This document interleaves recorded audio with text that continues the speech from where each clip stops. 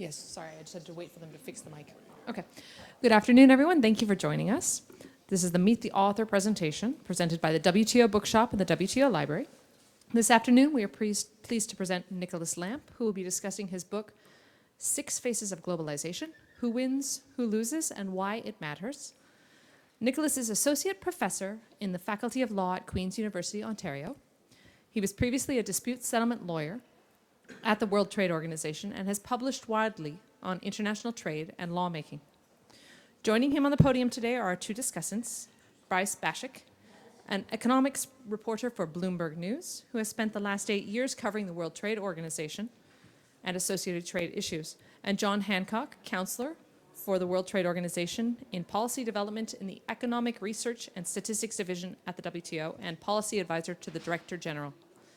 Today's session will be in 3 parts: an introduction to the book by the author, commentary from the discussants, and finally an opportunity for members of the audience to pose their questions.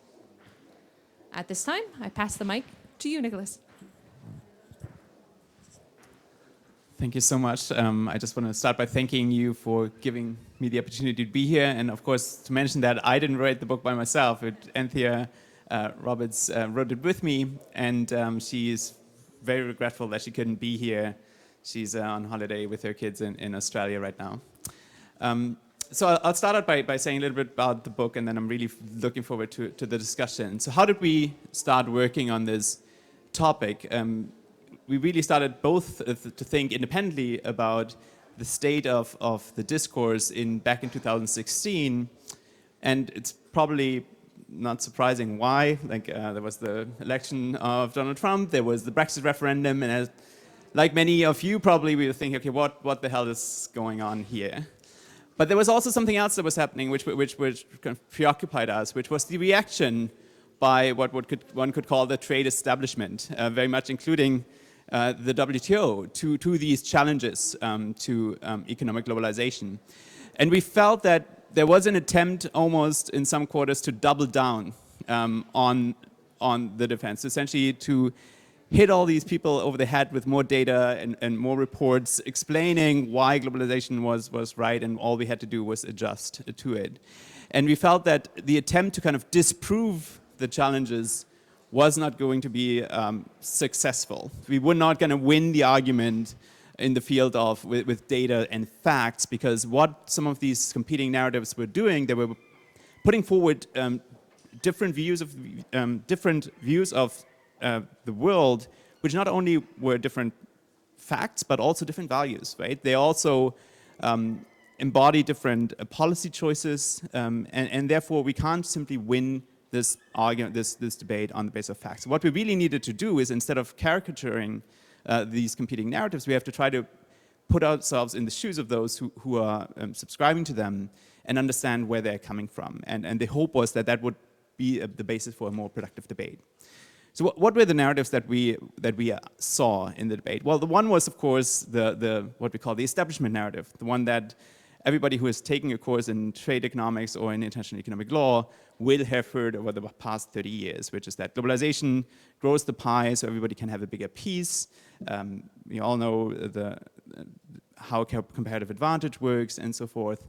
And what's interesting about the narratives, they weren't really contesting that globalization had actually grown the pie. So there wasn't really an argument that globalization had increased wealth overall. The question was really how it was distributed and how the losers from trade and globalization were to be dealt with. Because the answer that you get from the establishment narrative is essentially, in one word, adjustment, right? So all you need to do when you lose your job is you have to retrain or you have to move to a different place, and then that will make sure that you can also get a bigger piece of that pie. And one of the challenger narratives, the most prominent at the beginning, was of course Trump's, who really understood why that narrative didn't work, or this idea of adjustment didn't work for many people. So the way he talked about jobs in the United States was as something that was like people owned. He always talked about how China was stealing US jobs, which doesn't really makes sense because, well, nobody owns their job. But talking about jobs as if they are property seemed to be capturing something that people, actually people's experience of losing their jobs, especially of those who maybe had built their identity around their job, who had been in a particular industry for many generations. And so he was essentially saying to people, you have been wronged. If you lost your job, it's not because others are more productive or because they're more efficient. It's because somebody stole it from you, somebody took it from you, and I'm going to bring those jobs back. And so even if we say, well, that doesn't make economic sense, it did capture something that was important to people about their experience. And so we try to essentially tell the story from that perspective, which is a story in which the trade-offs that we make in the establishment narrative, where we say, well, yes, some people have to lose their jobs so that we all can have an access to cheaper products, just doesn't work. So for those who subscribe to that narrative, they just value production and they value certain types of jobs over the efficiency gains and over the cheaper products that we can gain through globalization. So that was one challenger narrative, which we call the right-wing populist narrative in the book, or it could also be just seen as a protectionist narrative. Then, of course, we have also one other thing that we were trying to do in the book was to understand how the right-wing critique of globalization differs from the left-wing critique, right? And so, because interestingly, of course, the Trump administration was criticizing globalization on grounds which seemed quite similar to the critiques that we've heard from unions for many years, right? And so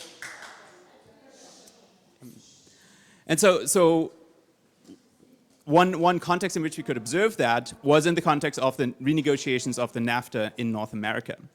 So what happens when a factory moves from Canada, the United States, to Mexico? For the establishment narrative, it's great. Like, everybody's focusing on what they do best, and ultimately we're all gonna benefit from higher productivity because the workers in Canada and US, they're just gonna focus on design and research and development, whereas the workers in Mexico are gonna do the grunt work, and so everybody's gonna be better off in the end. For Trump, well, those jobs were stolen. The good jobs are now gone to Mexico, and the US workers are suffering. The Mexican workers are benefiting. But there was, from the left, and this was the perspective of trade unions and others, it was actually the corporations who were winning. Because what happens to the jobs when they go from the US and Canada to Mexico? Good jobs with benefits become really shitty jobs in Mexico, right? Which barely pay a living wage.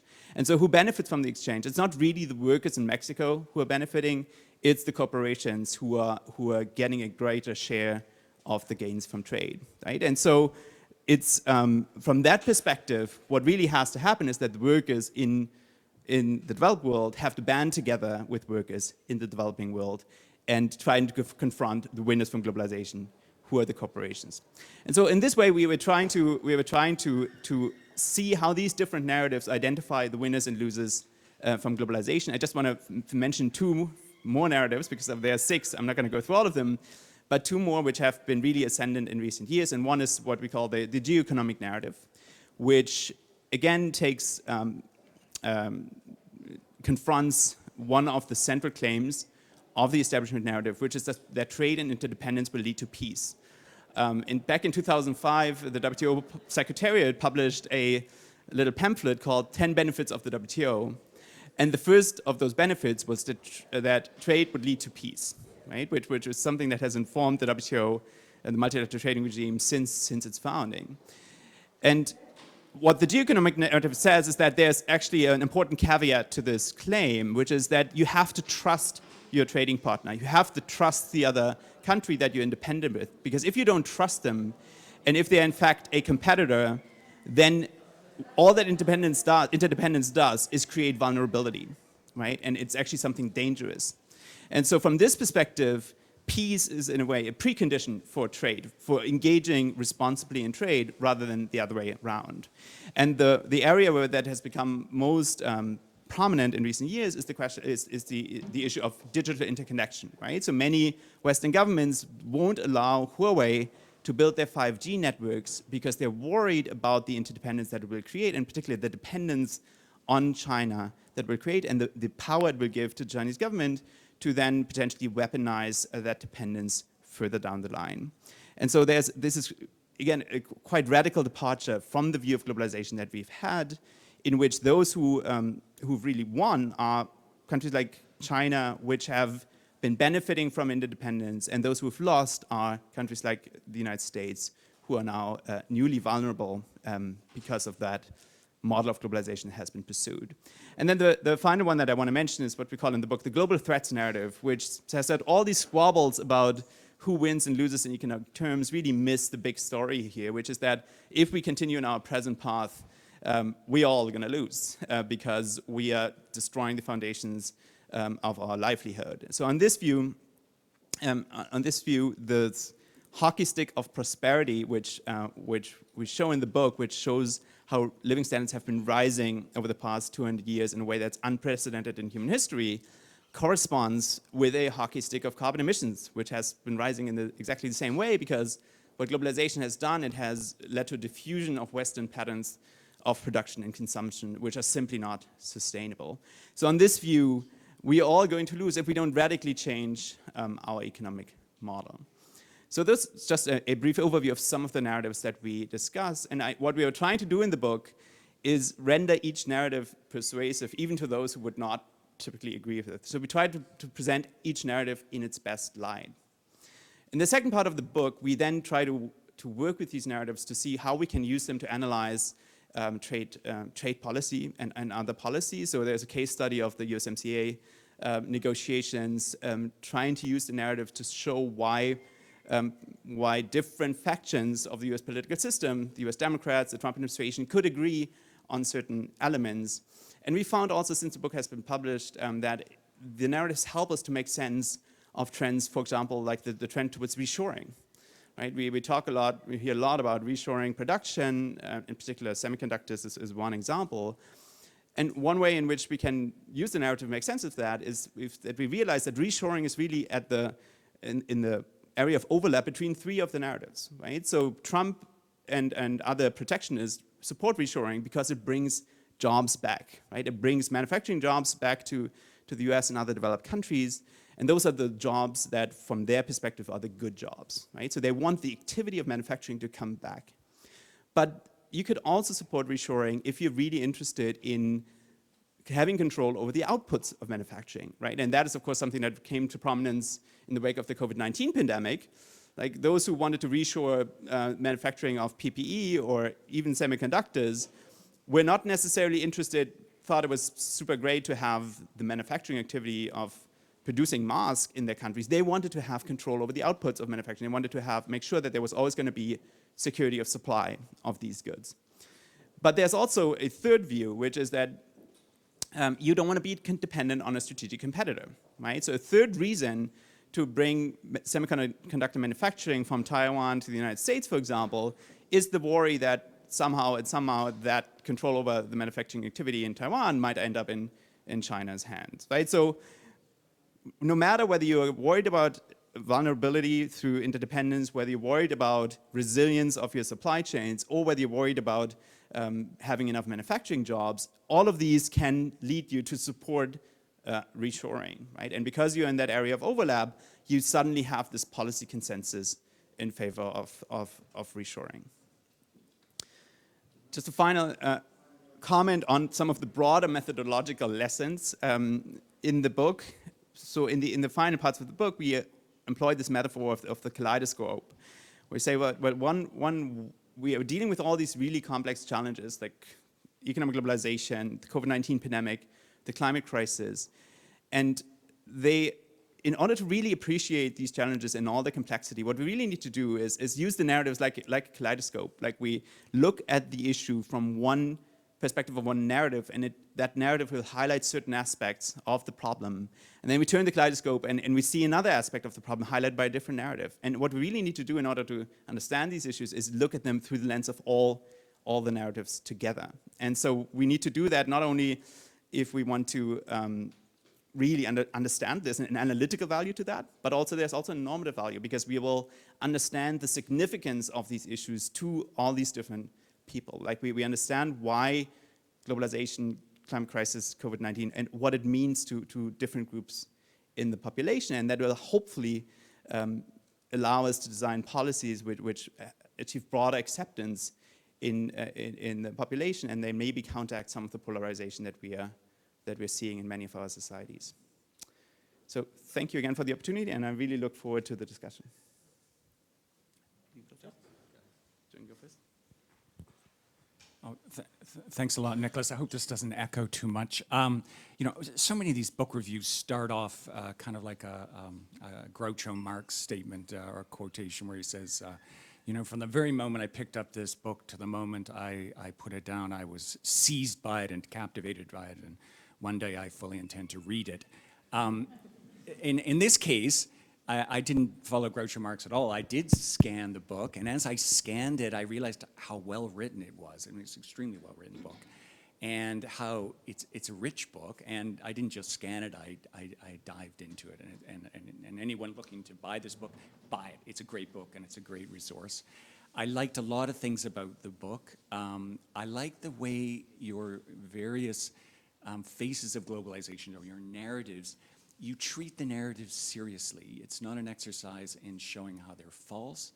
It's kind of an exercise in showing how they're truthful, or have a truth, or their own truth, whatever the current expression is. And I thought that was very super. It was new and useful.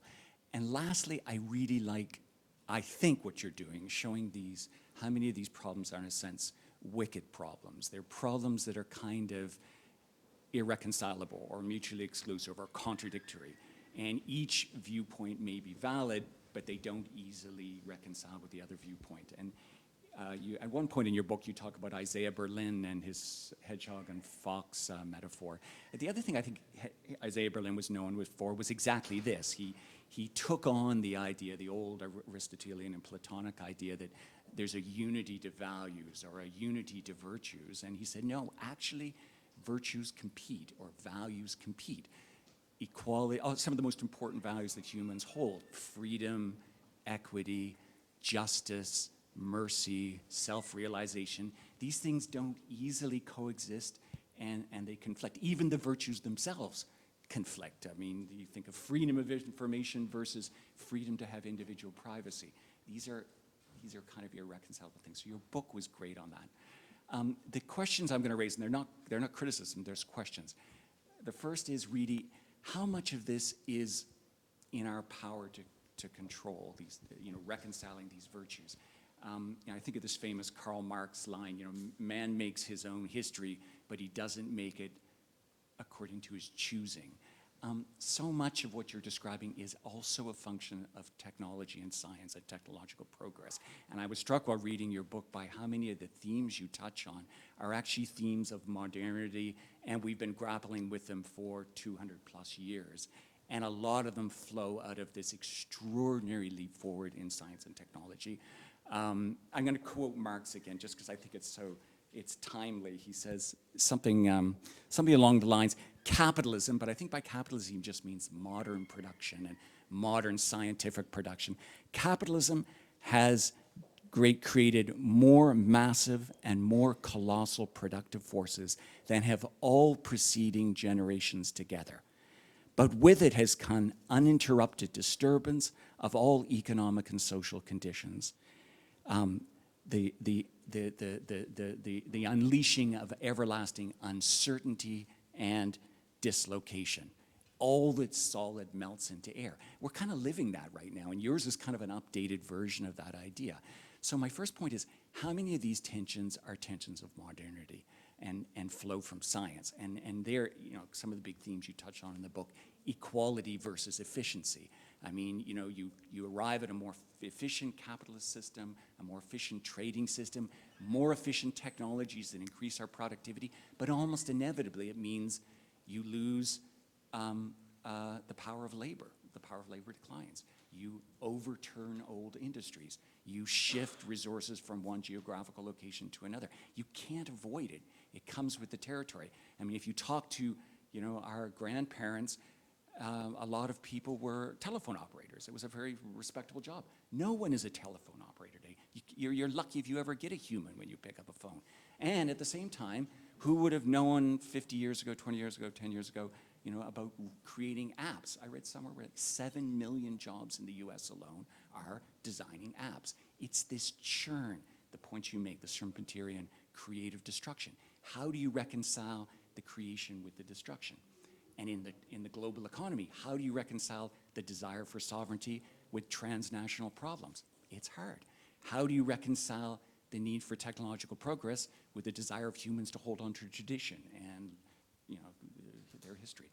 That was my first point. My second point, and I'll be brief, is how much of globalization is us? You know, we talk about establishment views, governments, corporations, but in the end, we're driving it, right? We all drive globalization in the things we do every day, and especially the purchases we make. And those decisions, we're not even fully conscious of their unity or disunity. Take Switzerland. We all, you know, every time there's a vote on, do you want Sunday shopping? Oh, no, we don't want Sunday shopping. We need a day of rest. Except when you get in the car and drive to France and it's a traffic jam because everyone's going to the Carrefour. Or how many people are on Sunday online ordering over Galaxis? Or, you know, these are hard things to stop. So humans, you know, Toys R Us, globalization is us. We're kind of voting with our feet. You know, a politician may run on technology's moving too fast. You know, we're too market dominant. I want to preserve on our old ways of living. But in the way we actually belie that, you know, we're going to rush out to buy the new iPhone. People want to update their computers. We all want a pay rise. I mean, pity the poor politician who rides on, I'm going to run on 10% less growth. It's not going to happen. And finally, my last comment would be, how many of these problems of globalization actually require more globalization, not less? You raise in the book the very interesting point of climate change and the intersection with trade. I can't see any way of resolving that problem that doesn't actually involve even more global cooperation and coordination. And in a sense, globalization plus, where you're absolutely right in the book, is I think one of the problems with the international system is that the integration of trade has raced ahead of our integration in other areas. And this too is a technological phenomenon.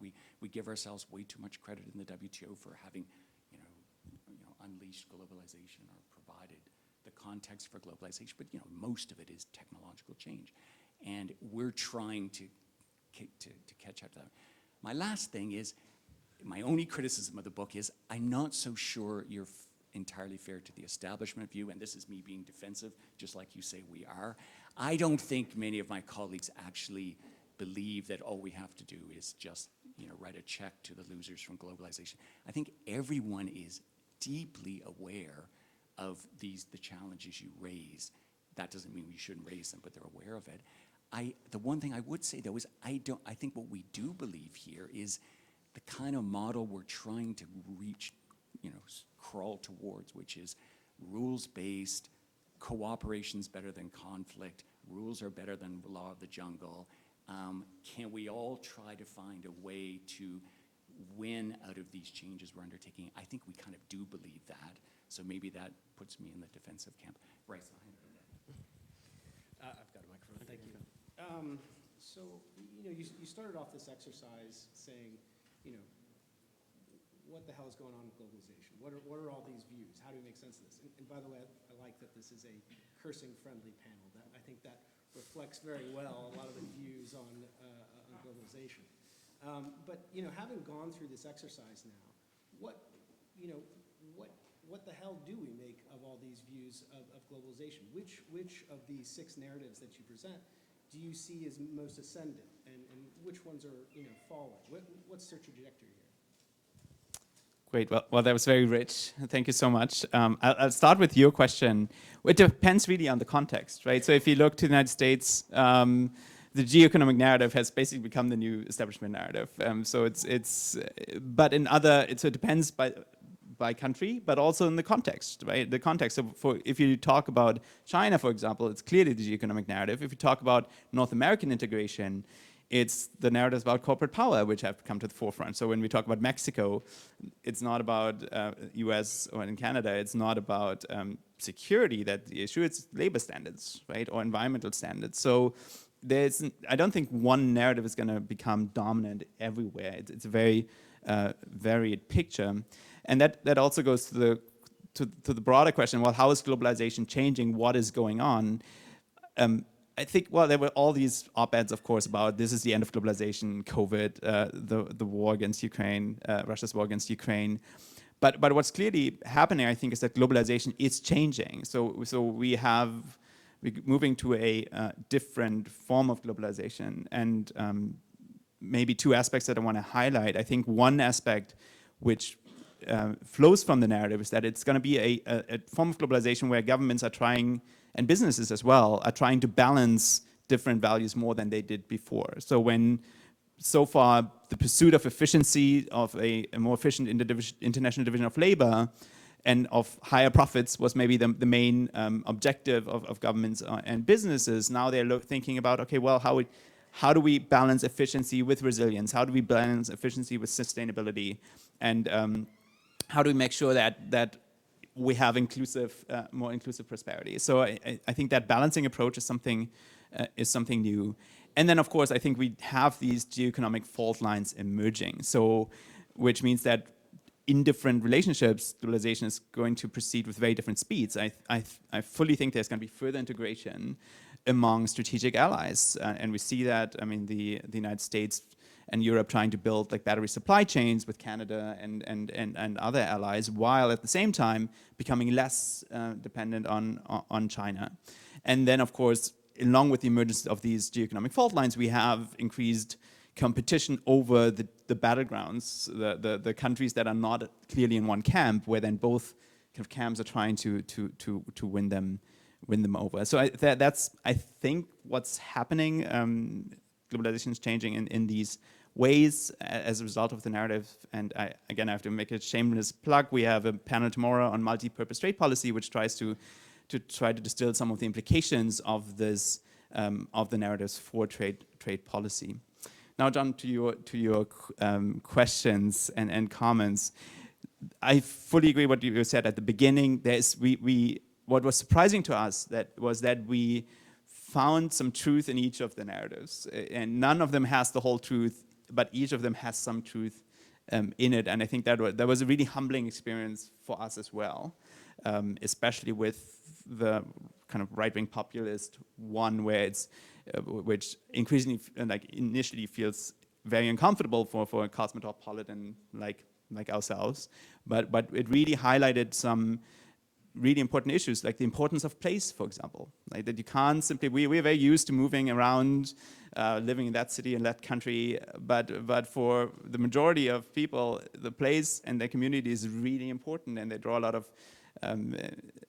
of their meaning in life comes from that. And so to expect them to move somewhere else, particularly if that place then has incredible restrictive zoning, and when the housing prices are through the roof, then it doesn't really make much sense. And so I do think that the way, for example, the WTO put out this report on how the importance of adjustment, even if we can't resolve the conflicts, and we're not trying to say in the book that any of these conflicts are necessarily resolvable, I think it's important how we talk about them, and how we recognize the irreconcilability of these values. And so I think that's maybe one of the things that I would fault kind of the establishment narrative for, is that it sometimes has talked about globalization in a way that obscured these trade-offs. It said, like, everybody can win, we just have to adjust. The domestic policymakers have to do their job to help the losers,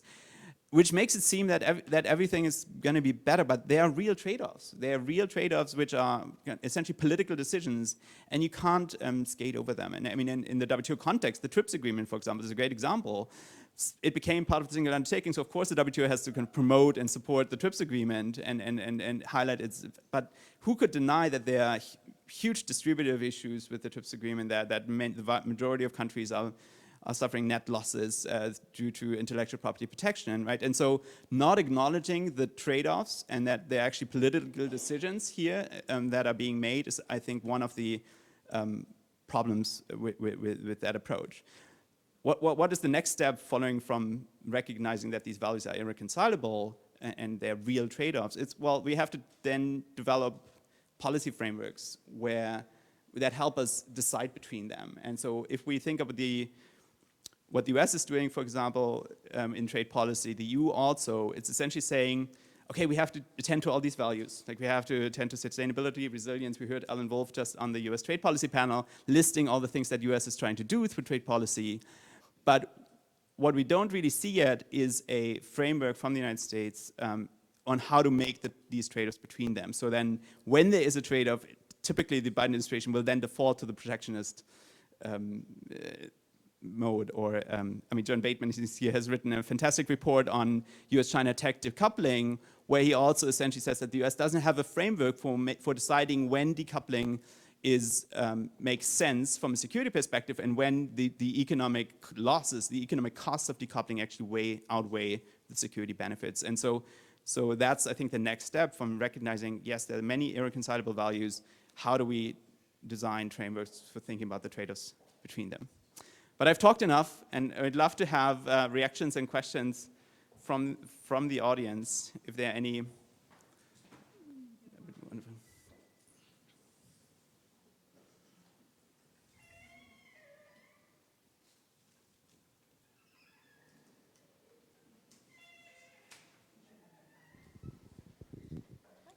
Oh, great. Thank you. Thank you so much for this. It looks like a very, very interesting book to read, and can't wait to get my hands on it. Fingers. And so my question would be, when we talk about the narratives, right? What place does the narrative about liberty, classical liberal democracy, or other forms of government, and the debate around that, where would you place that narrative? Now, I have the luxury of working for a civil society organization, so I have a bit more freedom with what I can say. With a very quick example, I'm Emmanuel Wachendo from the Institute of Economic Affairs in Kenya, a Kenyan think tank, and just observing this debate, specifically that debate about liberal democracy and autocracy, right? In Kenya, it's becoming more popular to say, look, you're not going to eat democracy. You need to eat something. So forget about that and, think about something else. And the debate rages on. We see commentary from both, say, our Ukrainian representatives there and the Russian representatives there. And they're having battling it out in Kenya, on Kenyan newspapers, Kenyan media.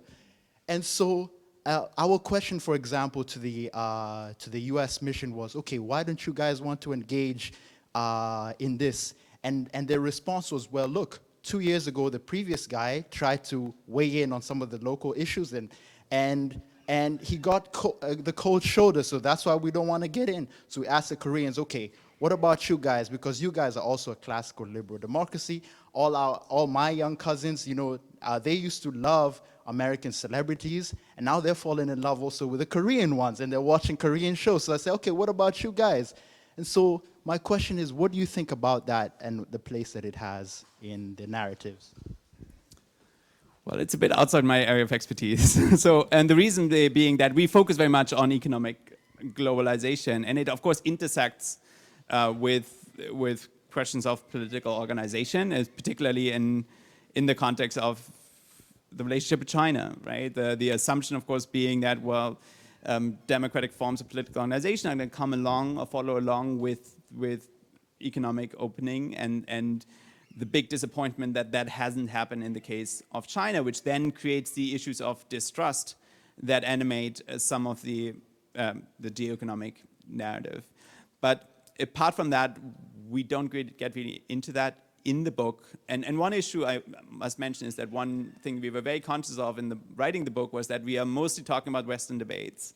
And so we try to address some of the non-Western narratives in one of the chapters. And what's striking there is, of course, that the perception of globalization outside the West is very different, particularly in Asia, a very positive perception still about how precisely the developments that some in the West lament, right, the exit of manufacturing jobs, has enabled the rise of Asia, in particular China, of course. And so we have to be very attentive to that our discourse, which has become so controversial and used up so much air in the past couple of years, doesn't obscure the very different perception outside the West in the global South, but also the very valid critiques that are coming from this Global South, which are not really reflected in the Western debates. Because in the Global South, of course, whatever concerns we may have about globalization, the West is still the huge winner from globalization overall because it designed the institutions and according to its priorities. Any other questions? There's one in the back there. Thanks so much. Really interesting debate. My name is Ed Bristol. I'm with the Consumer Technology Association. I used to be a trade negotiator here, the WTO, so this is more of a personal question than anything else. I think about the last 5 years and how the United States in particular, and maybe other governments around the world, have lost sight of how to treat each other in an amicable way, particularly when it comes to historic friends and allies. And there are measures that have been taken that just scream, I don't care about you. I just care about myself. So how do we get into a better place where we're actually being positive and optimistic about how we treat each other as opposed to just dire and awful and selfish? That's a great question. And I think the Biden administration in the US case has realized that it's probably counterproductive, that whatever you're trying to do, if you're not nice to your allies, it's probably not gonna help you. And so I think there's an easy answer and a difficult answer. The easy answer is, yes, treat your friends nicely, treat your allies nicely, work with them on all these challenges. It's absolutely, I completely agree with John. You can't tackle climate change, you can't tackle resilience by yourself. No country can do that by itself. You have to work with your allies. The more difficult part of the answer is, well, what do you do with your geoeconomic competitors or those who you don't trust? And that trust problem is a huge challenge, and I think the WTO can actually play a really important role in trying to separate the issues on which you can still cooperate from the issues where the trust is just distrust is just too large to work together. And so that's, I think, the big challenge for multinational cooperation is to how do you make sure that this distrust doesn't infect the areas where you can still and you must cooperate. And I think what was striking to see in June here at the ministerial meeting, that it was possible, despite all the noise that was being made about US-China. If you listen to the debates in Washington, and I can't understand the Chinese debates, but I hear that there's a lot of similar distrust, of course, of the West. It was still possible to get to agreements on fisheries subsidies. It was still possible to kind of sidestep the developed country divide on the TRIPS waiver. And so that is this compartmentalization skill that I think we have to develop in order to save multilateral cooperation on climate change, on trade, even while we actually not able to be friends among each other because of these very deep-seated disagreements on political values and political systems. And so, yes, let's be friends if we can, but if we can't, let's try to be able to compartmentalize enough that we can cooperate on the issues on which we have to cooperate and kind of sidestep the issues that we don't agree on. I don't know whether that makes sense. Yeah.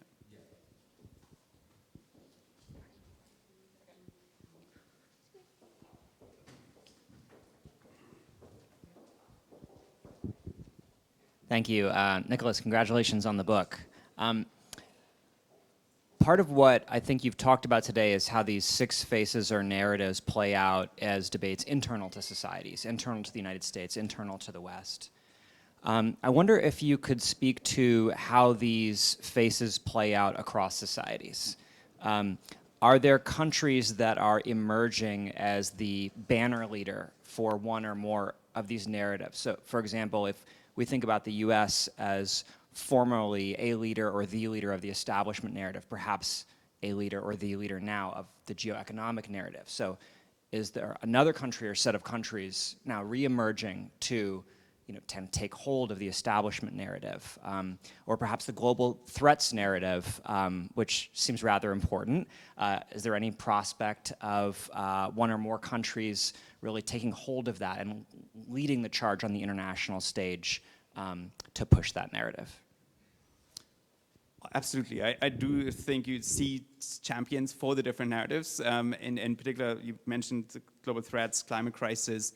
It's particularly developing countries, the Pacific small island states, and who are pushing that narrative to the fore and making it the dominant framing and telling US and China, look, stop squabbling about your stuff. Like we're thinking, and you should cooperate on that. You have to set that aside, and I think that's an extremely healthy perspective to have. And also here in the WTO, of course, it's many Latin American countries that are pushing on fishery subsidies, and because their livelihoods depend much more directly on our ability to safeguard that. And so that's, I think, that global threats framing is one of the most hopeful new perspectives, because it's similar in the establishment narrative that it sees global cooperation as one of the solutions, but it reframes what we have to cooperate on, not primarily just to get rid of barriers to trade and increase the pie, but do it in a way that is sustainable and that directly addresses issues like climate change. Of course, then again, in a different context, North America, the United States and the EU are also pushing this corporate power view. Like you see the global tax deal is one example of that, the attempt to promote labor standards in other countries, which again holds promise for international cooperation, because you're not making the other government the fault guy, right? So if it's easy, I think, for developing countries to accept that there's an issue with labor standards if the bad guy is the corporation rather than developing country governments. And so I think there's some hope that labor is a hugely fraught issue, of course, here in the WTO, but if we could make it what Kathleen Clausen calls like a firm-centric policy, which says, okay, it's a problem of corporate accountability, it's not primarily a problem of the developing country government not being neglectful of its duties, there's some hope to come to corporate solutions in that area. And of course, you still have governments who are pushing the free trade narrative. In agriculture, for example, Australia is still very much doing that, but I feel that being in Canada, I see it has less purchase. So when we see, for example, in Canada we have supply management, clearly protectionist policy to protect the dairy farmers. And in the last couple of years, like one way you could score a point in an op-ed would just simply say, oh, it's inefficient, like let's get rid of it, like this is how much we pay. Those arguments don't really fly anymore with the food crisis and with the supply chain crisis. And you can see we ask questions about, well, is it more sustainable to have supply management than to have these massive farms that you have in the United States? Does it ensure food security? Does it ensure livelihoods, right? And so I do feel that that old narrative, okay, it's more efficient, that is the knockdown argument for everything, it has less purchase. And so the countries who are still trying to do that and make arguments for agricultural trade reform purely on the basis of efficiency arguments will have to come up with a better story, I think, a more holistic story. Thanks for the great question. I'll take a question. Okay. If there's no, go ahead.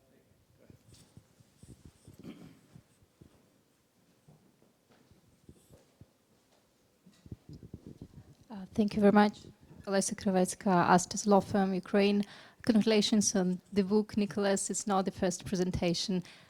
We are lucky that you already have presented the book at the WTO, so congratulations to this on this. My question is that, do you see any new narratives to come up, to appear after actually the book was released? And if yes, would be invasion of Russia's invasion of Ukraine be a factor for this? Thank you. I think what has really happened is two things, that the Russia's invasion of Ukraine has really supercharged some of the pre-existing narratives. Like one is the geoeconomic one. Clearly, when we were writing the book, the geoeconomic narrative was really mostly a US-China narrative. And since then, it's come home, it's in Europe, obviously, it's now accepted that trade does not lead to change necessarily with respect to Russia, right? So it has been a really rude awakening, but that's now the dominant frame for understanding relationships between Russia and the West, right? The idea that we have to decouple, that was used in the context of China and the US before, now it's used with Russia as well. So we've decoupled from Russia in record time. The other narrative that has become much more prominent since the book came out, which we have in the book, but it's not in the same way, is resilience. Like resilience has become I think if we think of a new master value that used to be efficiency before, it's probably going to be resilience, because it's such a broad way of thinking about economic relationships, that they have to be resistant to shocks. Be it the shocks that affect workers when they lose their jobs, be it the shocks that affect us when there's a pandemic or when there are flooding and fires. So resilience it's in the book, the resilience narrative, but it's not as broad the way we set it out in the book than it has become since then. So the basic answer is the developments since the book came out have supercharged those narrative, in particular the rise to prominence of the geoeconomic one and of this resilience framing for economic relationships. You had a question? Yeah, I really like that question about new narratives. I mean, what you're talking about in this book is basically the idea that the establishment free trade narrative is on the back foot. That's clear. And to paraphrase the late great Coolio, we have been living most of our lives living in a free trader's paradise. What happens, now as I'm speaking from a consumer perspective, really, as barriers to trade go up, as costs go up, and the things that consumers, have benefited for definitely my lifetime and most of our lifetimes are no longer there. They're harder to get. It's more expensive, and it's less appealing. What kind of new narrative do you see emerging from that? Well, interestingly, since the rise of inflation, kind of the free traders have gotten a new argument, right? So now, when you frame it as cheaper products, it used to have a bit of a materialistic sound, and you had like Tucker Carlson on Fox News telling people, look, more plastic garbage from China is not going to make you happy, right? And so there was this really interesting turn on the right towards the non-materialist value. If you read Oren Cass's work in the United States, he says, well, what we have to do is to shift our attention from consumption, cheaper products and the satisfaction that we don't get from that, to the importance of production and how it's really productive activities that fulfill us. And so I think, it was definitely on the back foot. And now with inflation, where it's no longer about just cheaper products, but actually your livelihoods, like it's affordability, the ability to survive, that again gives a new framing for the establishment narrative that is actually more conducive to the times, a better fit for the times. And so if you argue for tariff reductions, and we saw that brief debate in the United States about the China tariffs, getting rid of the China tariffs to help with inflation, that is a new opening for that narrative, which didn't really work that well when we didn't have inflation, and for so many years we haven't had inflation. So but the other response to that is, of course, well, reducing tariffs is kind of a short-term fix, if it does anything at all. More longer term, we have to get, again, to more resilient economic models, which will make sure that we don't experience the same kind of supply disruptions anymore. So I don't know whether that's a satisfactory response, but I think that has been really interesting, added a really interesting twist to the debate, the inflation. Can I say something? Of course. It's going to be it's a really. Oh, sorry, Valerie. I'm just going to say one thing, because I'm on this panel. I feel the need to slightly defend the establishment viewpoint in that, I'm a historian by training. And if you look at world history over the last 200 plus years, it's a story of ever-increasing integration and largely cooperation, ever wider circles of modernity, progress, technological progress. And we had this huge interregnum between the First World War and the Second World War and the Great Depression, and it was a total disaster. And 20 million die in the First World War, a third of advanced countries unemployed during the Great Depression, knock-on effect 90 million in the Second World War, genocide. And out of that, we kind of had a retake and say, maybe these liberal values we had weren't so bad. And maybe we should rediscover cooperation and freer trade and open markets. And I tend to think that what's going on in the war right now, and I don't want to name countries, but certain experiments in state capitalism and the experience of inflation, I'm hoping we have a bit of a wake-up call and say that actually the model of liberal values, liberal markets, political liberalism isn't so bad. It's, you know, to paraphrase Trudeau, it's the worst possible system except for the alternatives. And that things like, you know, nationalism, a great power system that's based on power alone, industrial policy run amok, endless subsidies, actually really aren't the answer. And in that sense, I think your book is good to say, let's treat these perspectives seriously, but we don't want to run the risk of getting into pure relativism where we think, well, every value is equally valid. I'm not so sure it is. I mean, that's a great point, and I do think that we have to do it different. I don't think I think we have to talk about it differently, right? We have to talk about it as not necessarily self-evident, and in a way that acknowledges the trade-offs in specific areas, right? So I mentioned supply management, which is I think there was an assumption for a long time that eventually supply management would go away, right? There was this linearity to it towards ever further liberalization. And I think that we're moving away from that, where people are saying, okay, no, in some areas we actually price other things more highly, and therefore supply management, perhaps it's not a great system, but it's here to stay because in this area we've made that policy choice. And so, and I think that balance we have to look for in other areas as well. Like the security context is one obvious one, the sustainability one is another one. So yes, the establishment narrative still has a lot of merit, and there's a lot of in there, but this idea that we are just on a train to ever further liberalization, I don't think it has lost some of that preeminence. But anyway, Valerie, you have the question. Thank you, Nicolas and John and Bryce. Good session. But I guess I'm a little bit. My question was going to be a little bit different. But now that John feels the need to defend the establishment narrative, I'm not here to defend it. I mean, I don't want to associate myself with people as old as you, John. But I think, but I do think that the organization, maybe, that we're sitting in, the WTO perhaps has been on the establishment narrative and supports the establishment narrative, built on the establishment narrative. So I don't think it has to be defended, but maybe it has to be adjusted. And I wondered, Nicolas, if you had a sense of whether or not the WTO is heading to irrelevance if it just stays with that narrative, or does it need to pick up on some of the others to make it continue to be a relevant organization? I agree, but I think it's already changing. I mean, look at all the sessions on sustainability that we have here at the WTO Public Forum, right? So it's clearly already embracing these other values because that's what the governments are asking for, right? So resilience and sustainability. And I actually think when I think about the future of trade negotiations,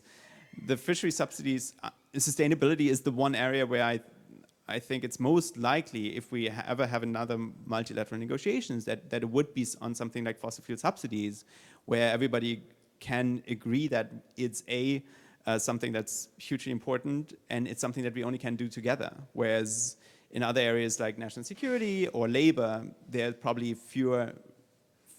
less that the WTO can do. So I think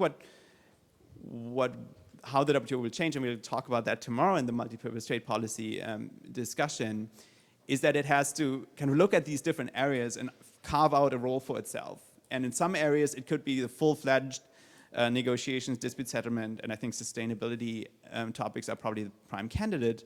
In other areas, it would be more a kind of monitoring or surveillance or discussion forum, such as security, also policy development, maybe research could be an area. So in each of these new areas that are now subject of trade policy, I think the WTO has to ask itself, okay, what can the multilateral system contribute to that? And I think it will vary. There's not going to be a one-size-fits-all answer to that question, but well, I definitely think it's hugely important, and especially at a time when some governments are finding it so difficult to cooperate outside this multilateral context, right? And having the mechanisms of the WTO, I think, is so important to allow that compartmentalization that we really need in order to keep dialogue open.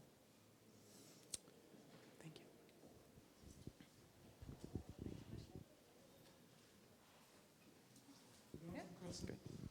Thanks for the presentation and thanks for a great book. I have a more technical question about the concept of a narrative. What is it exactly that the concept of narrative gives us? I mean, why not talk about 6 ideologies? 6 ideologies of globalization. When you mentioned resilience, you said you talked about resilience as a new narrative. And what occurred to me was, well, is it a slogan? Is it not more a slogan than a new narrative? And also in your response to the question posed by Valerie, you said something about a new narrative emerging at the WTO. And when I heard you talk about it, I said, okay, it's a new vocabulary, but is it also a new narrative? Well, we define the concept of narrative in the book, and this is not original, as we draw it from the literature, as essentially having 4 components. One is a certain framing of certain setting that you focus on, like, and it's if you go, like, do you focus on a manufacturing town that is going down? Do you focus on a gleaming city? Do you focus on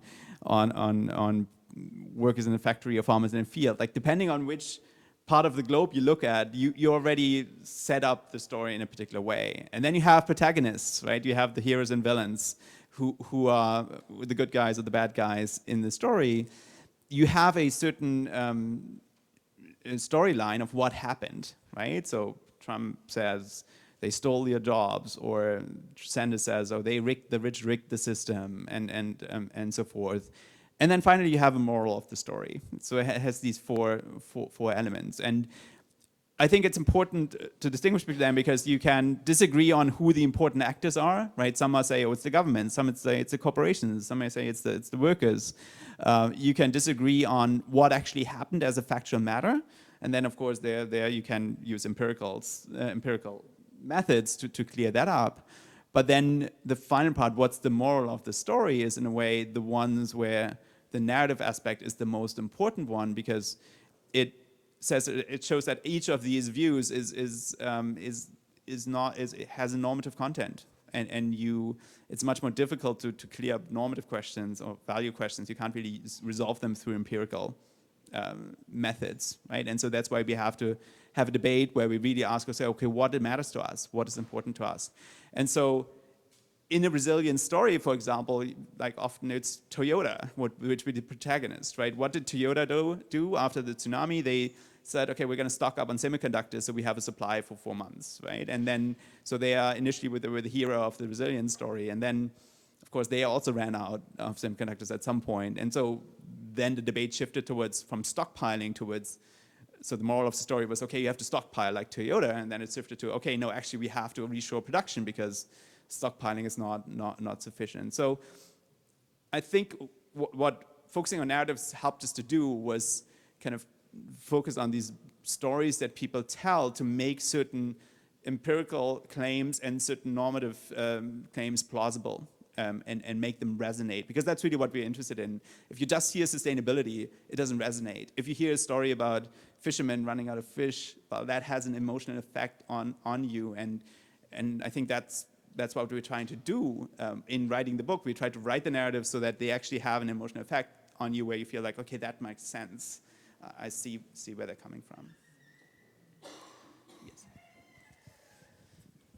So, in this book, you've taken a very neutral, almost clinical approach to each of these different narratives, without offering any judgment or anything. So I'm going to put you on the spot a little bit. Which of these narratives do you personally find most compelling, in our current economic state? And why? Of course, I'm not going to answer that question. No, I mean, I've already answered it in the sense that I do think there's something valuable in each of them. So going in, I was most sympathetic, or thought of myself as someone who the corporate power narrative made sense to me, especially as a counter to the US to the Trump view that like different workers are in competition with each other. So I find it appealing to say, no, we're actually in the same boat. But again, that focusing on how workers are in solidarity kind of misses the climate aspect, which is so overarching. So in a way, you have to take them together, and because each of them highlights an important aspect of globalization, which if you just focus single-mindedly, and of course, if you're in an NGO, you have your one issue that you're hammering away at. But if you're a policymaker or also a scholar, you have to kind of keep the big picture in mind, and that means that just subscribing to one view is just not a productive, or just saying that's the right perspective, and we have to defend it to the exclusion of others is just not the right approach. I think it's more productive to think, okay, all these narratives bring forward important values, and the question is, how do we design a process in which all these values come to the fore, are being considered in a way that's transparent, where we articulate the choices that we are making, and then they can be contested by others, but at least we're not trying to discount the values that others hold dear. Yeah, I mean, that's kind of how you describe the Biden administration's approach. You say it's complex. You know, it incorporates both some of the left-wing element, the right-wing element. It's got, you know, a bit of the competition with China, and then combating climate change. It's not one narrative. It's many.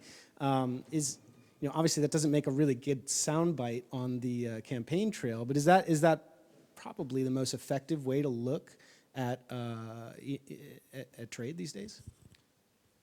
I think so, but the follow-through has to happen as well. Like, so you hear Catherine Tai and of course Biden say, we're trying to do all these things with our trade policy, but they're often in conflict, right? So one example is the solar manufacturing, right? When the US imposes solar tariffs on solar products from China, and it was engaging in this investigation of anti-circumvention investigation of whether the solar panels were coming in through other South Asian countries, right? And so that was endangering solar manufacturing jobs solar installation jobs, so service sector jobs in the United States. It was also, of course, undermining U.S. climate policy, right? And so in the end, they said, okay, we have to protect the solar manufacturers, but then they pulled back and said, okay, we're going to not impose any tariffs for 2 years. What I didn't hear in the communication there was a clear acknowledgement of the trade-offs and saying, look, we have here a conflict between our solar manufacturing jobs on the one hand and the solar installation jobs, which are actually way more numerous, and our climate objectives on the other hand. And so these, and instead of saying, we have to pursue this one policy, say, well, there's a real dilemma here, and we have to make a difficult choice. And I think that's what I'm missing so far from the Biden administration, is that clear acknowledgement that all these perspectives, these objectives can be in tension, and to just be transparent about how the decision was made. And I think that would be kind of the next step after saying, I think it's great, we have to attend to all of these objectives, but then be transparent and tell us how you're making the decisions between them, so that we can kind of not say, okay, don't be protectionist or don't be that, but actually say, okay, no, this is where we disagree. Like, we should have made the trade-offs differently. And so that's what I'm missing so far. And I think John has shown very convincingly that in security realm, it's the same problem, that you invoke one objective, national security, but you're not open about the trade-offs in economic costs that come with pursuing that to the exclusion of all others, right? And so that's kind of the next stage, is I think to develop those frameworks for these different areas, which identify the trade-offs and then are transparent about the way you go about deciding how to resolve them.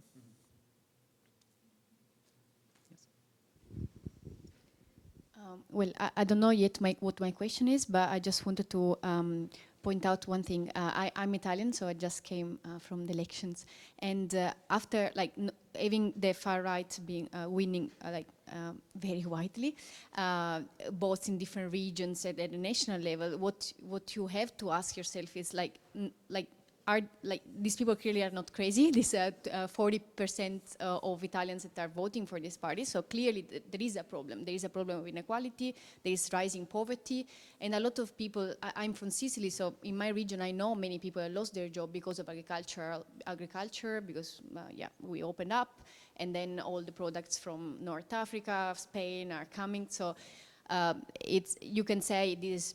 like wrong, is they should adapt, but these are people that clearly were not prepared and could never adapt. So you have to just accept this. So what I'm afraid of is that because of the also lack of ability of governments to adapt to open trade in certain areas, then what we're also seeing is the fact that other values connected to this protectionism are rising up. So we have also, people are becoming scared of immigrants, people are becoming against LGBT people, and so on. So yeah, my question is about the connection between this liberal trade idea and also liberal values in general, and what can we do if we want to at least support liberal values in a world in which people are not prepared for opening up everything. That's a great question, and it's I spend a lot of time when we're working on the right-wing populism chapter.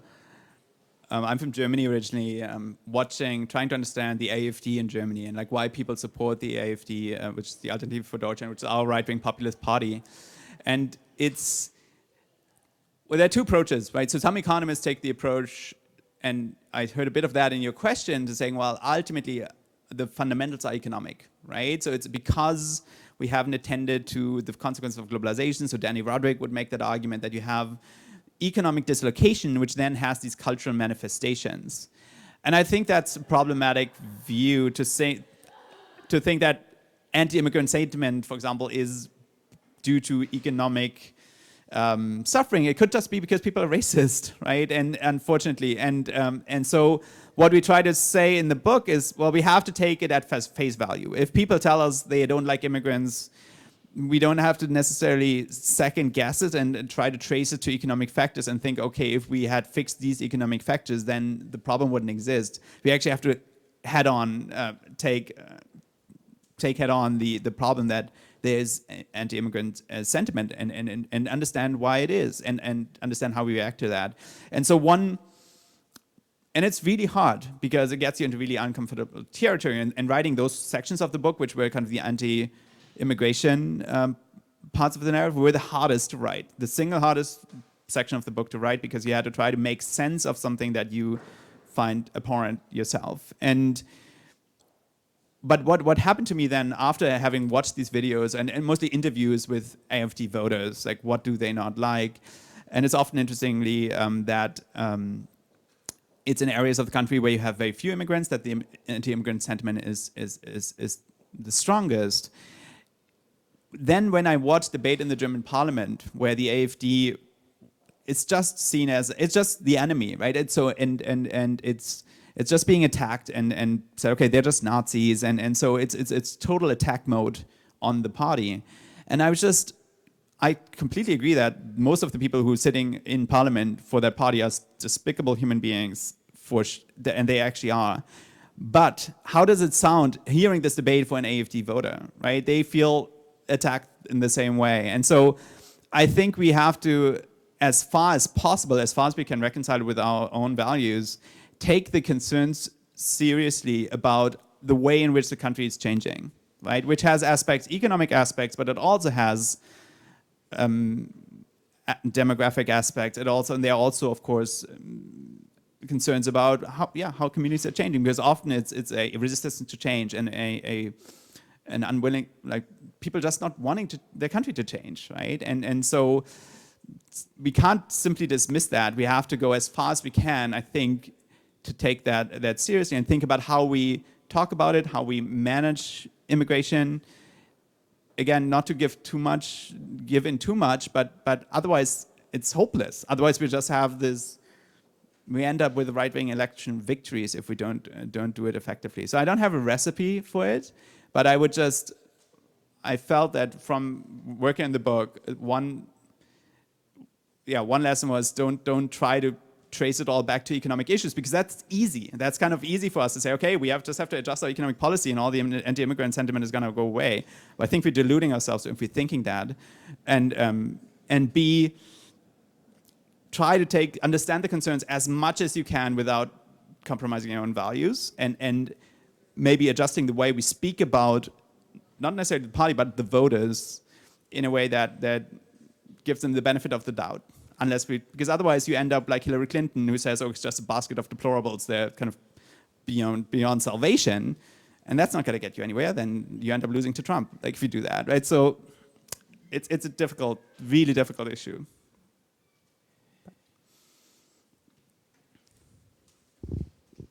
We can take one more question if anybody's volunteering. Yeah? Oh, okay, maybe we try two.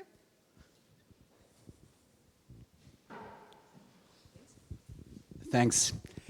In your definition of the narrative, you mentioned that they need to have some kind of empirical grounding, and clearly you need to be able to weave facts into the narrative for it to be compelling.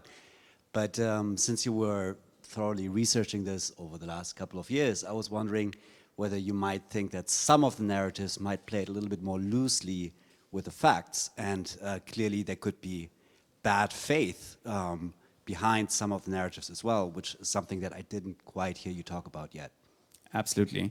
So that's just, I absolutely grant some narratives are, from their own understanding, more receptive to facts. And so, for example, the establishment narrative will look at empirical data. And so when David Autor came out with this China shock study in the US about the effects on manufacturing employment and the broader labor markets of Chinese imports, there was soul searching among proponents of that narrative, and they tried to adapt their story to some extent. Whereas if you look to right-wing populists, you don't see that willingness to the same degree. And also, so absolutely, there's a difference in the degree to which different narratives are willing to revise their story in the light of empirical evidence.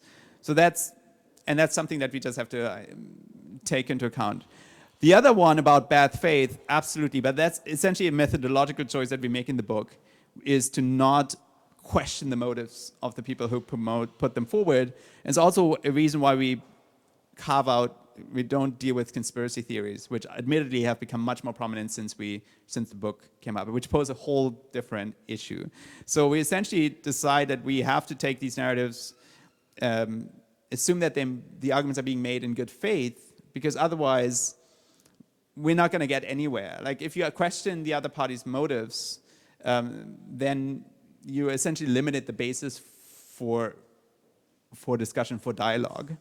And I'm not saying that people who kind of look behind that's not valuable research project to find, okay, why are people making these arguments? Are they paid?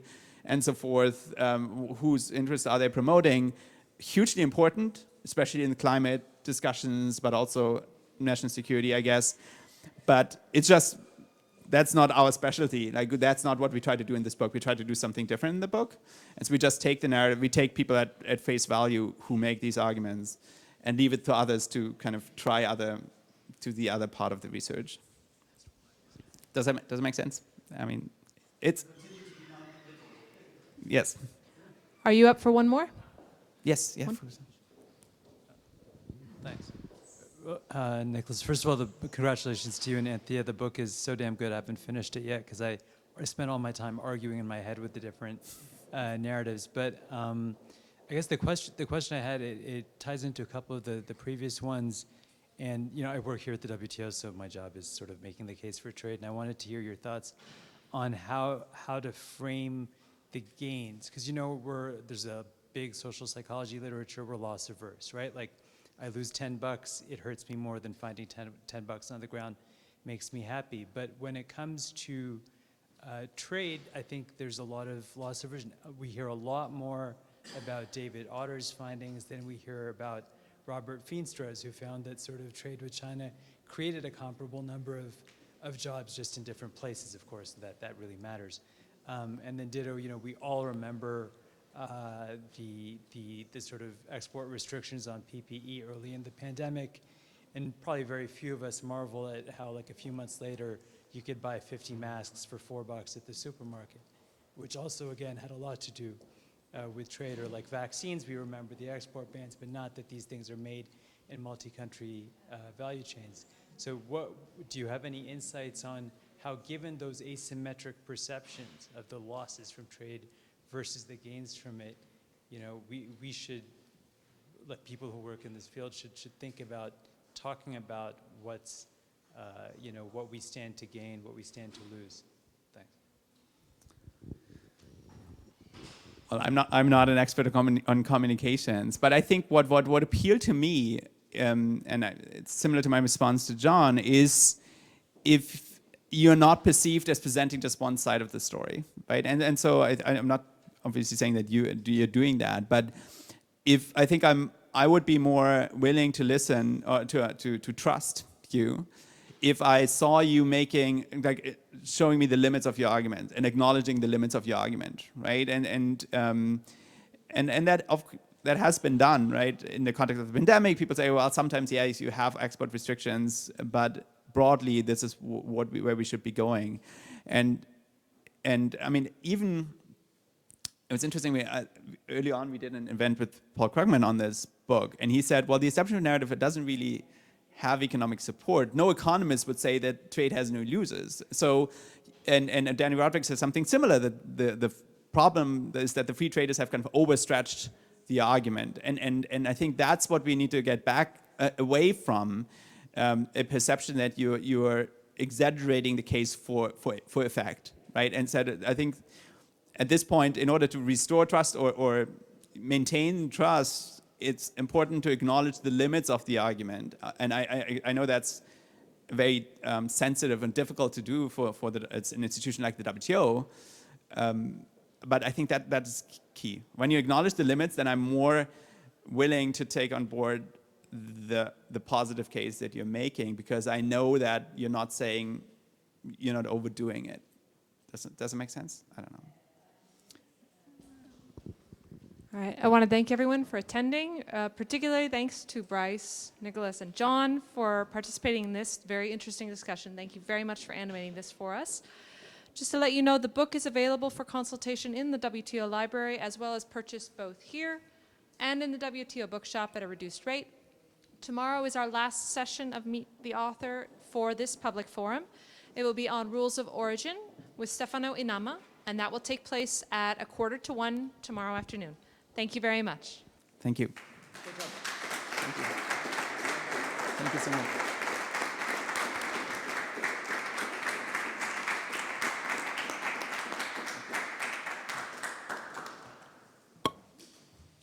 Thank you so much.